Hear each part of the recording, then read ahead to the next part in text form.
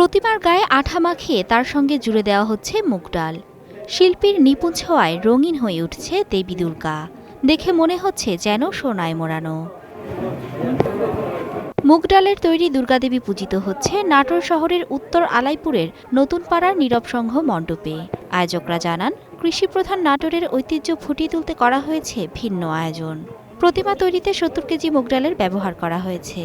এতে খরচ হয়েছে প্রায় ৮০,০০০ টাকা। আমাদের বাংলাদেশ কৃষিপ্রধান দেশ, সুজলা সুফলা শ্যামলা ভরার বাংলাদেশ। এখান থেকেই আমাদের চিন্তাধারা যে আমরা মুগ ডাল দিয়ে আমাদের এই প্রতিমা তৈরি করব। প্রত্যাশা কামনা করছি যে আপনাদের সবাই এখানে আসবেন এবং পূজা পরিক্রমা করবেন। প্রতি বছর একই রকম ঠাকুর হয়, যে আমরা ওই দিক চিন্তা বিবেক করে দেখলাম যে আমরা এবার মুগের ডালের আমরা ঠাকুর করব। প্রতিমা কারিগর বলছেন ৩ মাস কাজ করেছেন মুগ ডালের প্রতিমাটি তৈরিতে। ভিন্ন আঙ্গিকের কাজ করতে পেরে খুশি তিনি। কাঠ, বাঁশ, খ্যার, দড়ি এগুলো জোগাড় করে কাজ শুরু করেছি।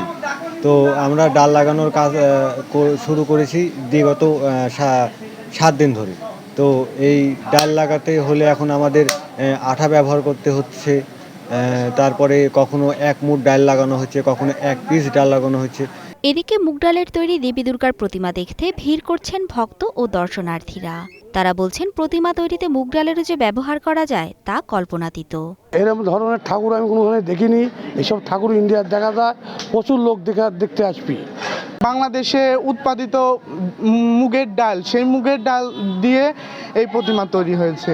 আমরা অনেক উৎসাহিত, অনেক ভক্তরা আসছে, দেখছে। মুগের ডালের প্রতিমার কথা শুনে আকর্ষণে আরো ভালো লাগছে। এরকম পূজা কখনো কোথাও দেখি নাই। এবছর নাটোরে ৩৬৮টি মন্দিরে এই দুর্গাপূজা অনুষ্ঠিত হচ্ছে। Desk report, star news.